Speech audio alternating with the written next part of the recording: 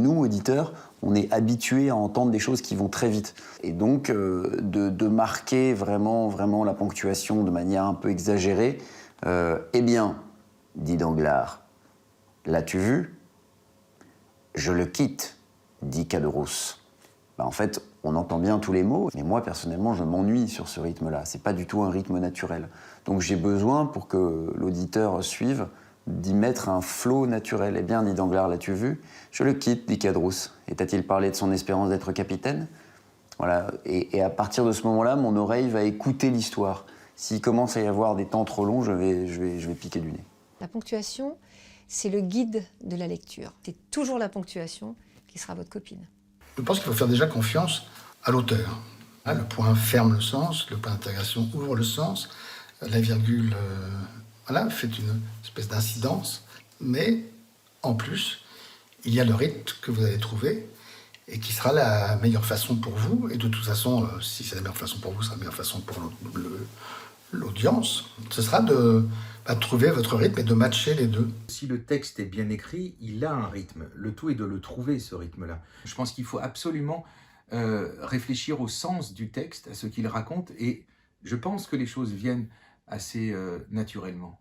Ce sont les rythmes qui véhiculent des émotions ou qui provoquent du rire. Quand j'apprends un texte, je le mâchonne, je le dis en marchant, je le dis en courant, je le dis en silence, je le dis sans les mains, avec les mains, je vis avec.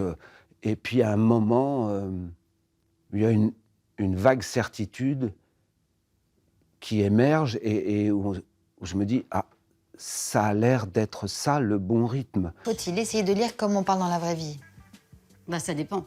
Il y a eu toute une époque, par exemple, quand je réécoute les discours d'André Malraux, c'était vraiment, lui, c'était l'emphase, il parlait comme ça. Et aujourd'hui, on est plus quand même, même au cinéma, dans un souci du naturalisme poussé à l'extrême parfois même.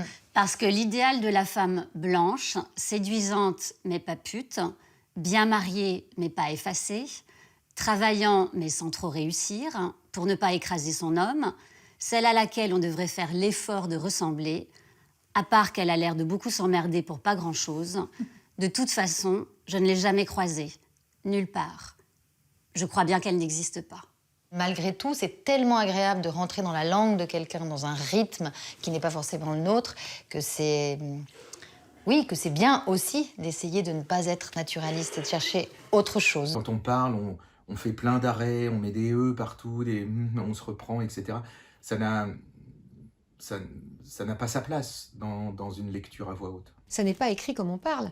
Et pourtant, quand on entend, on doit avoir la sensation que c'est comme on parle. Pour que ça ait l'aspect de quelque chose de quotidien, il faut un travail de malade, de fou. Moi, j'écris sur la marge du livre la longueur des phrases. Ainsi, je sais que là, je commence une phrase qui va avoir au moins 15 lignes. Et peut-être j'entoure certains verbes, parce que je sais que le verbe n'est pas au début de la phrase. Mais comme ça, je garde en tête le verbe et je peux conduire mon oreille, mon auditeur, vers ce verbe. Par exemple, ça peut faire peur une très longue phrase. On peut se dire « je vais manquer d'air ». Eh ben non, on va voir. Son abrutissement extérieur, son endurcissement intérieur, sa mise en liberté réjouie par tant de plans de vengeance. Ce qui lui était arrivé chez l'évêque, la dernière chose qu'il avait faite, ce vol de 40 sous à un enfant, crime d'autant plus lâche et d'autant plus monstrueux qu'il venait après le pardon de l'évêque. Tout cela lui revint et lui apparut, clairement, mais dans une clarté qu'il n'avait jamais vue jusque-là. Si on est dans le texte, si on est à ce qu'on dit, dans ce qu'on dit, et la respiration va se mettre naturellement là où elle doit. Elle va prendre sa place toute seule.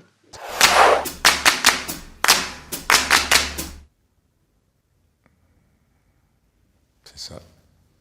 C'est la surprise du silence. C'est tenter l'insupportable. On va craquer, on va dire il y en a marre. Et d'un seul coup, on passe cette limite extrêmement dangereuse et le silence devient divin. Un bon silence n'est ni trop court ni trop long. Ça va dépendre des circonstances, ça va dépendre du spectateur, des spectateurs, mais ça va dépendre aussi du texte. Et si vous arrivez à maîtriser un tout petit peu votre track, vous allez pouvoir jouer avec ça et vous allez pouvoir suivre votre instinct. Le public t'écoute, mais toi, il faut que t'écoutes ton public. C'est-à-dire que si tu sens qu'ils sont un peu dissipés, un peu ça tousse un peu et tout ça, hop, tu fais un silence, tu t'arrêtes, tu les regardes et tu reprends. Et là, tu captes leur attention.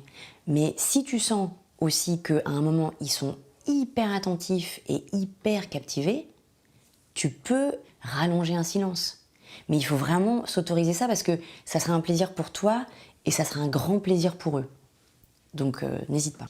Le silence, c'est la clé du sens. Et je pense que si on croit qu'on en a peur, c'est parce qu'on sent son importance. Et qu'on sent qu'il ne faut pas passer à côté.